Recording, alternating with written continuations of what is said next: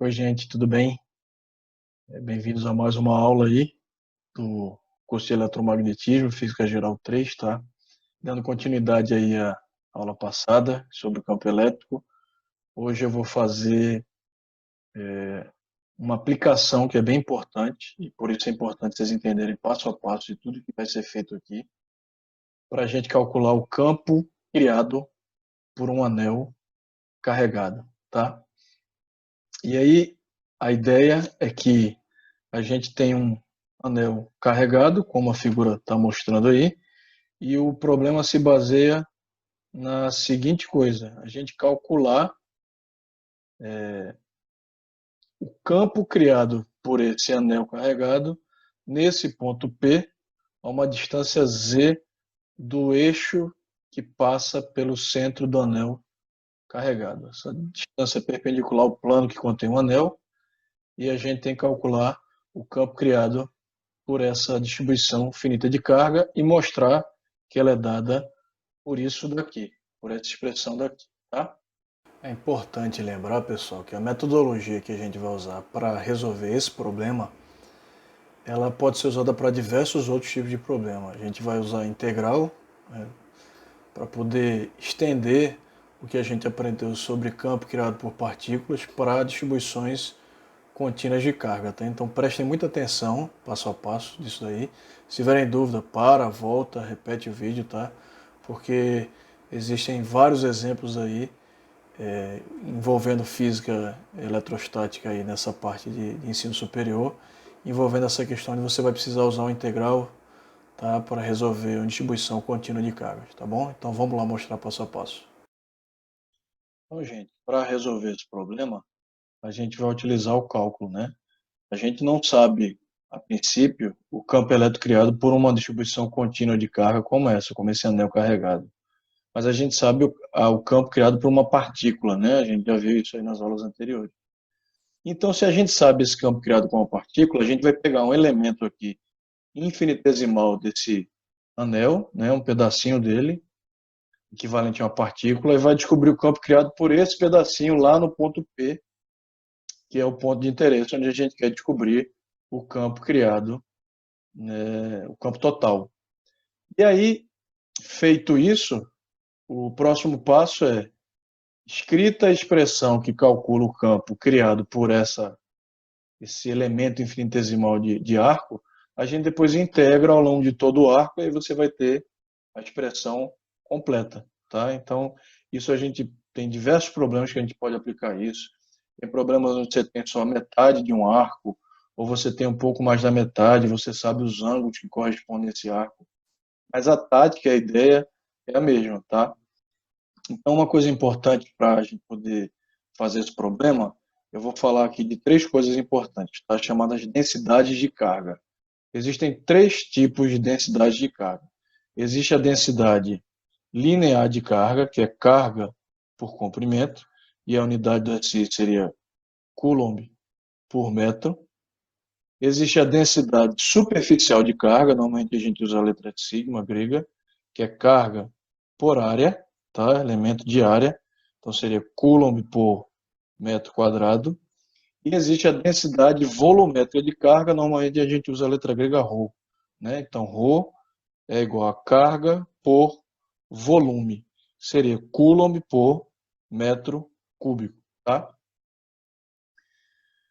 Essas densidades a gente vai considerar constantes, né, para simplificar o problema. Se não fossem, ia aparecer mais um elemento de integração na minha integral que eu precisaria resolver. Não é o caso aqui. O caso ele diz que a carga ela é uniformemente distribuída por toda a extensão desse anel. Então, se eu estou falando de comprimento, né, L ou S, você chama o que você quiser, então é interessante a gente usar essa densidade de carga para esse problema. Se isso se tratasse de um elemento de área, seria interessante, pessoal, usar a densidade superficial de carga. E se isso fosse um elemento de volume, a densidade volumétrica, tá? Então, nesse caso, como eu já falei, a gente vai usar aí a densidade linear de carga, que é o lambda. E aí, se eu escrever essa expressão aqui, ó, isolando o Q da expressão, Q vai dar lambda vezes, eu vou trocar o L por S agora, tá? Só para ficar igual a figura ali. Lembrando que é comprimento, tá? Então, lambda S. Se eu pego um elemento só desse arco, aí eu derivo aqui dos dois lados, né? Fica dq igual a lambda, lambda é constante, da derivada, né? Não tem sentido falar da derivada, é igual a lambda ds, tá? Então, estou derivando em função do comprimento. Ou seja, esse elemento de carga aqui, dq, não é Q, porque Q é a carga total do arco, né, do anel, ele é lambda, que é a densidade linear, vezes ds. Vamos deixar isso guardado, porque nós vamos usar isso ainda, tá? Eu vou deixar isso aqui em cima guardado. Então, vai ficar lá em cima, ó, dq igual a lambda ds. E aí, qual a ideia? A ideia é que o campo criado nesse ponto P por esse elemento é esse campo aqui DE. Mas, se vocês notarem, e aí eu já deixei a figura aqui guardada, ó, esse campo aqui, deixa eu puxar ela para cá, ele pode ser decomposto em duas componentes, tá? Que componentes são essas? Essa componente vertical, em função desse ângulo aqui, ó, θ, que é esse mesmo ângulo θ, né? São ângulos opostos pelo vértice. E eu tenho essa componente horizontal aqui. Eu poderia chamar aqui de DEY, isso aqui sendo DE, né, que é o campo criado por esse elemento, é o DE, não é o E. O E é o total, né? E teria esse elemento, essa componente aqui, DEX. Mas percebam que para cada componente, né, pensando já na integral, né, eu vou integrar por todo esse arco. Então, cada componente aqui, eu vou riscar aqui essa figura, cada componente aqui horizontal para um lado vai ter a sua simétrica para o outro, que é a criada lá, ó, pelo elemento de carga lá, que está lá do outro lado, nesse pedacinho aqui. Ó. Quando eu fizer toda a integral aqui, por toda a extensão desse arco, você vai ter sempre um vetor para um lado e outro diametralmente oposto. Qual é a conclusão disso? A conclusão é que essa componente x aqui, ela se cancela, ela se autocancela. Então, significa dizer que eu não vou me preocupar com ela e eu só vou me preocupar com as componentes verticais, tá, gente? Isso é uma conclusão interessante para resolver esse problema. Então, significa dizer que dessas componentes DE, eu só vou me importar com a componente DE cosseno θ, tá? Antes, vamos ver quem é DE, né, que é o campo criado por esse elementozinho aqui. Vamos escrever lá a expressão que a gente já conhece. Ó. DE, eu vou tirar o módulo, então não estou usando a setinha de vetor, tá? Vai ser aquela minha constante que a gente já conhece, 1 sobre 4π epsilon zero, vezes o elemento que cria esse campo DE, que é o dq, né? Sobre a distância desse ponto ao local onde está a carga, que é o Rzinho. Ó. Lá na expressão do campo, o R é ao quadrado, né? Lembram? Então, essa é a expressão. DE é igual a 1 sobre 4π zero, dq sobre R2. No lugar de dq, já vou trocar aqui por lambda ds. E esse R2, ó, olha esse triângulo pitagórico aqui. O quadrado é hipotenusa e a soma do quadrado dos catetos. Então, R2 é Z2 mais Rzão 2. Vejam que Rzão é o raio desse anel, que é constante. E esse Z, que é essa altura aqui, também é constante, né? Não vai mudar nesse problema. Então, eu vou fazer essa troca. Trocar dq, eu vou colocar aqui em cima, ó, e no lugar de R2, eu vou puxar daqui do triângulo pitagórico e vou botar aqui, tá? Então, vamos fazer isso. Reescrever a expressão aqui. A expressão vai ficar dE igual a... Vou trocar o 1 sobre 4π0 momentaneamente pelo K, tá, gente? Só para facilitar a escrita. K, no lugar do dq ali, ó, lambda ds sobre, no lugar do R2 eu peguei Pitágoras lá, né? Vai ficar Rzão 2 mais Z2. Essa é a minha expressão para DE, tá? Só que eu preciso da componente DE cosseno θ, né? Que é essa componente vertical. Então, vamos primeiro descobrir quem é cosseno θ. Cosseno θ, eu vou tirar desse triângulo aqui, ó. Cateto adjacente, que é o Z, pela hipotenusa, que é o R. Então vai dar Z sobre Rzinho, né, que é a hipotenusa. Só que vejam que aqui em cima eu já tirei Rzinho. Quando eu entrar com DE cosseno θ aqui, não vai ter muito sentido, porque o Rzinho vai voltar. Então vamos tirar esse Rzinho de novo. Como é que eu tiro esse Rzinho? Lá vou eu aqui para Pitágoras de novo. Rzinho quadrado é igual a Rzão quadrado mais Z quadrado. Se eu passar esse quadrado para lá, ele vai como raiz. Só que raiz, vocês lembram, né, pessoal? Que eu posso escrever como o expoente 1/2, né? Então isso aqui pode ser Rzinho igual a R2 mais Z2, todo mundo elevado a 1/2, que é a mesma coisa que raiz quadrada. Então vou colocar isso aqui agora no lugar de Z. Então cosseno θ vai dar Z, no lugar de Z não, no lugar de R, dividido, no lugar do Rzinho, ó, R2 mais Z2, todo mundo elevado a 1/2. E aí, quem é? Deixa eu passar para cá, tá? Quem é meu campo total lá, né? Meu campo total DE, ele, a gente já mostrou lá na figura, que ele na verdade é o DE cosseno θ, tá? O meu DE total, posso chamar um T aqui que eu quiser, tá? Porque eu provei lá, posso até botar a setinha de vetor agora sem problema. Eu mostrei lá para vocês que a componente cosseno θ é que conta. Então esse meu DE, aí eu já vou tirar a setinha porque eu vou falar de módulo, vai ser o meu DE que está aqui, ó. Vou puxar esse cara aqui para cá, essa expressão todinha para cá, e vou puxar meu cosseno também para cá.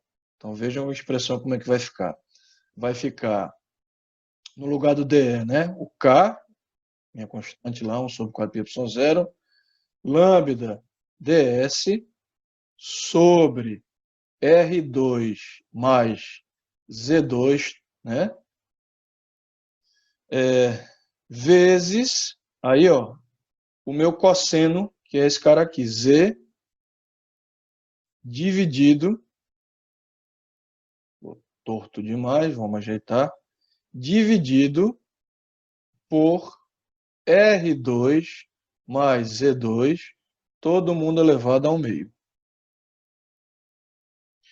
Como aqui eu tenho A vezes A elevado a 1/2, né? Porque esses termos são iguais, então isso aqui é um produto, né? Um expoente repete a base e soma os expoentes. Como aqui está implícito que tem 1, vai ficar 1 mais 1/2. 1 mais 1/2 é 3 meios. Então, esse meu DE aqui, ó, vai ficar algo do tipo K vezes lambda ds Z dividido ali, ó, por R2 mais Z2, todo mundo aqui elevado a 3 meios, tá?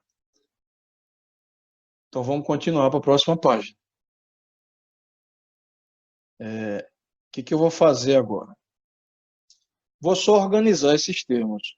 Vejam que lá naquela expressão, deixa eu voltar para lá, né? Lá naquele cara todinho lá, ó, da figura,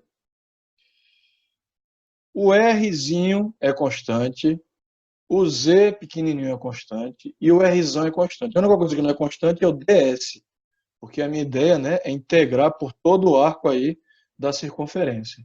Então, nessa expressão aqui, que eu já imagino que a gente vai ter que integrar, né, em algum momento,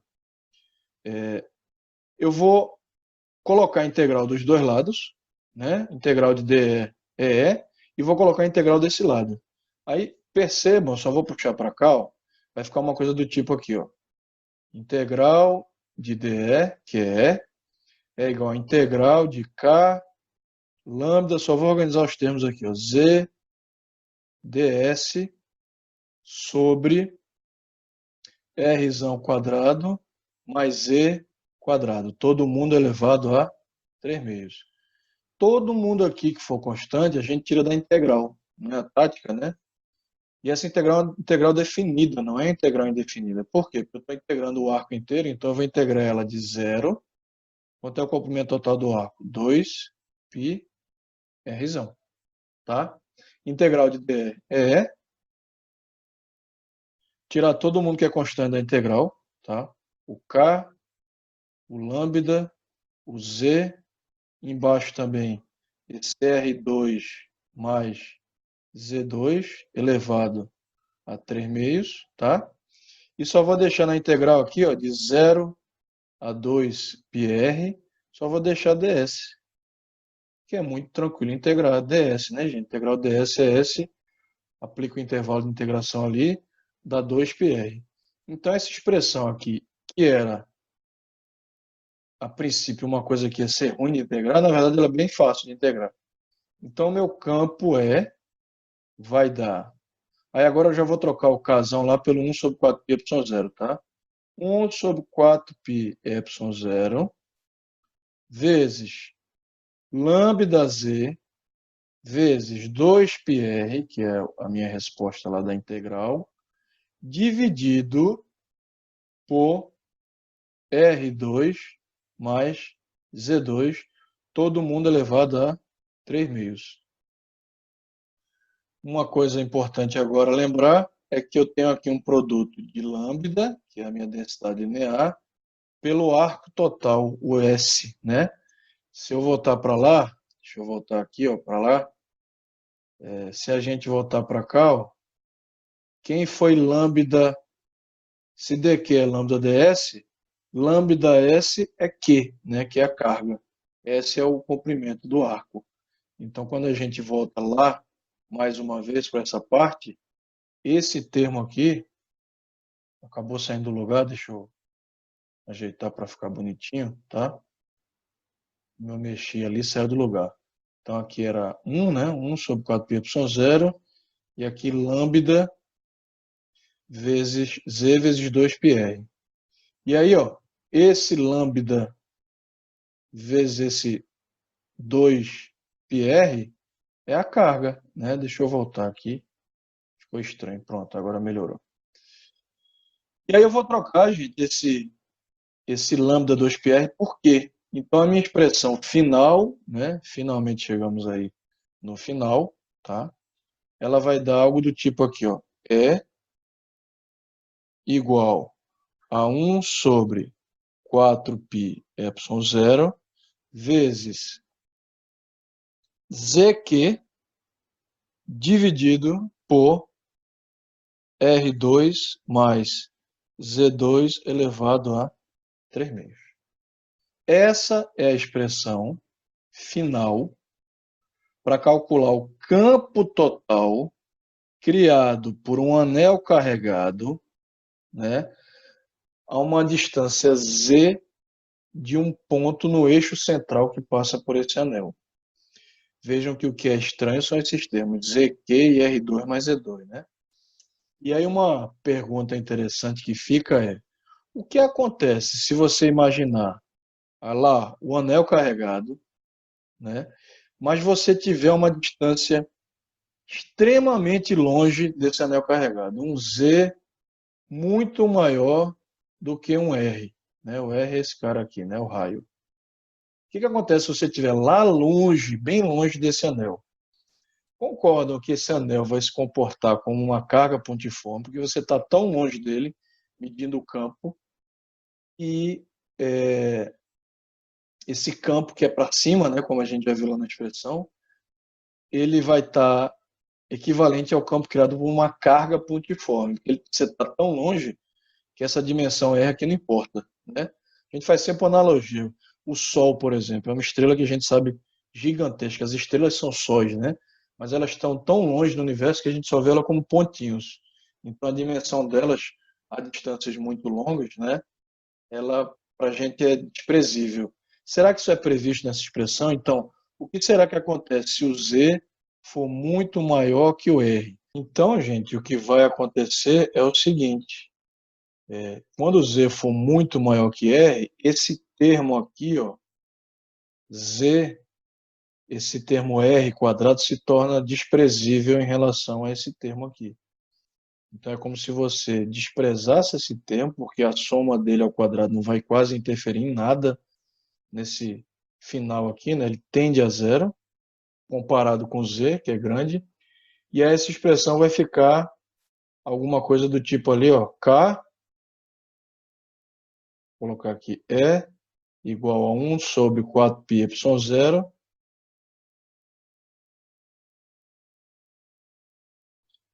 vezes, aí ó, lá em cima vai ficar ZQ, e embaixo vai ficar Z quadrado elevado a 3 meios. A gente sabe da matemática que o que a gente tem que fazer aqui é cortar esse 2 com esse 2, né, porque é um produto, e vai dar Z ao cubo. Só que Z ao cubo embaixo com Z em cima, corta o cubo com o Z de cima, sobra um quadrado.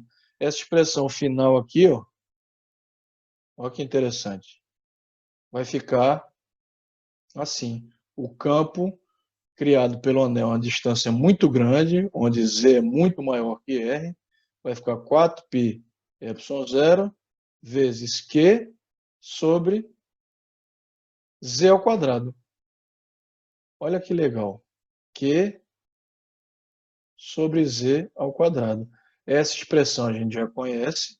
Isso é o campo criado por uma carga, né, pontual, por uma partícula carregada a uma distância Z dessa partícula.